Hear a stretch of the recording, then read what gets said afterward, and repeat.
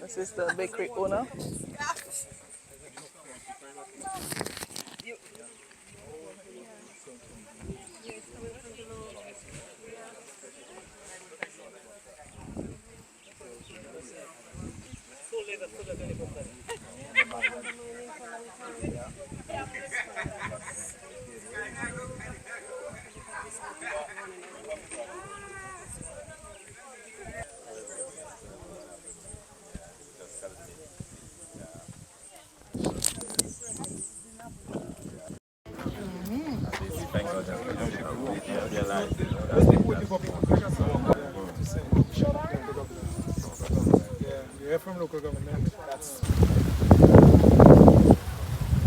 So we have the members of the United Workers' Party also on the ground, visiting families and looking at the destruction after this trough on Sunday. And we are going to speak with Mr. Thompson, Dr. Thompson Fontaine. Dr. Fontaine, you and your team are also on the ground. Tell us about your experience and what you make of all of this. Well, you know, it's very interesting to see what has happened and to see the extent of the damage to the community. We came earlier through the Horseback Ridge Road and had to walk up that area because there was like 4 slides blocking the road.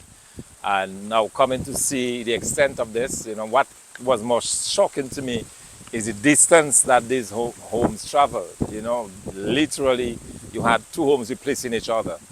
And, you know, when you see the extent of the earth movement. But beyond that, we are understanding that the destruction continues all along this coast. And I was just talking to a gentleman who said that he lost 2 acres of passion fruit. Similarly, the land just went down towards the sea.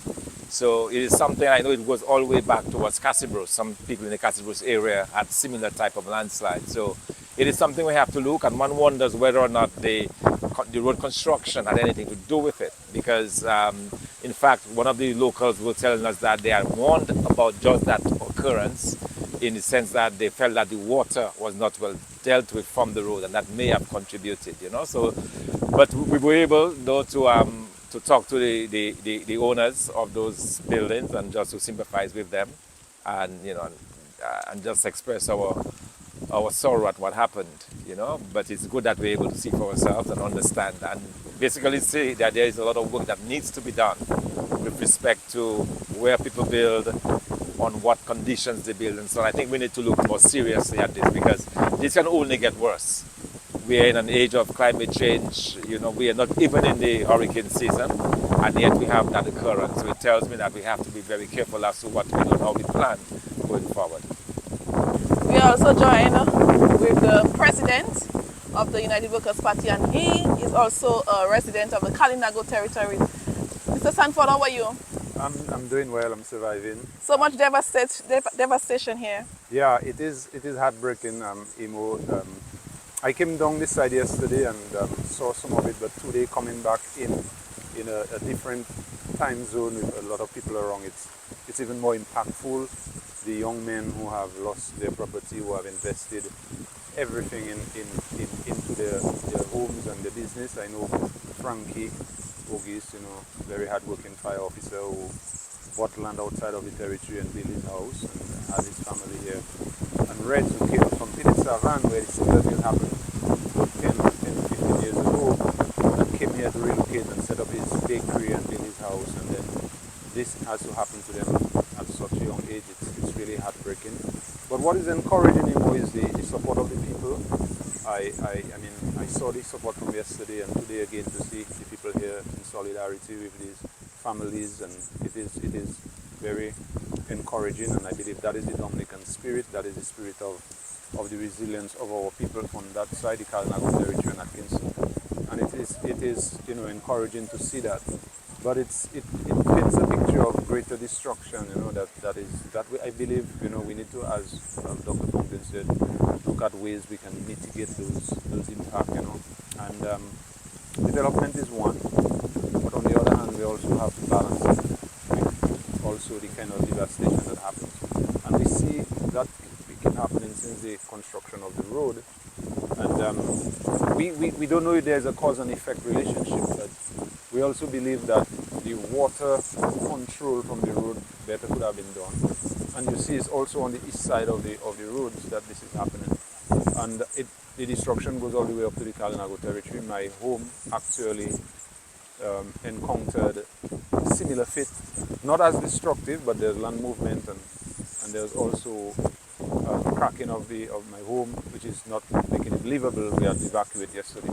So this thing continues all the way. There are people who lost their farms to the Baraka and police, just a few meters away from us here. So it's something that is very concerning, but my heart goes out to the people, and we are here in solidarity with them. And with the United Workers' Party is again taking notes to see how, as an alternative government, how we can help in, directing our own, infrastructure development path in the future, and not being so reckless, but really being environmentally, sound, and bringing all minds on board. Because there's something about development that you have to rely on the historical or the traditional knowledge of the people. And I feel the development that we see now lack that wisdom from the history and the knowledge of the elders and the ancestors.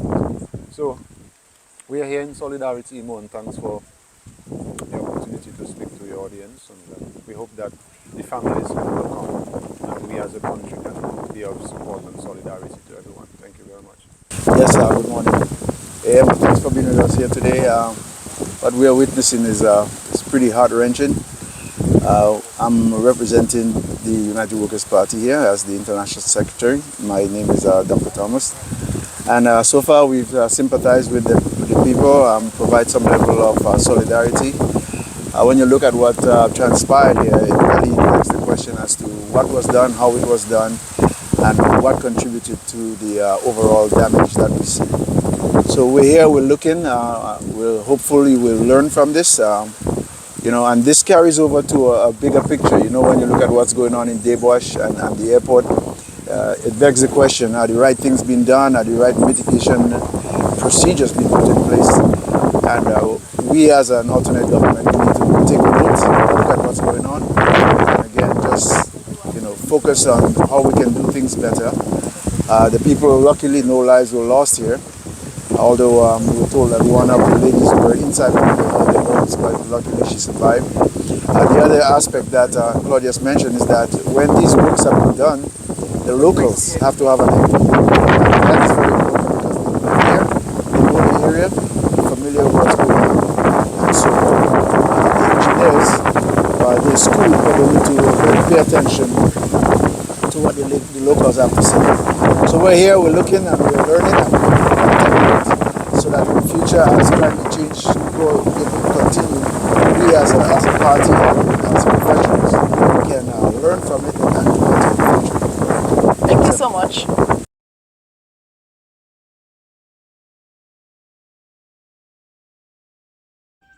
Water.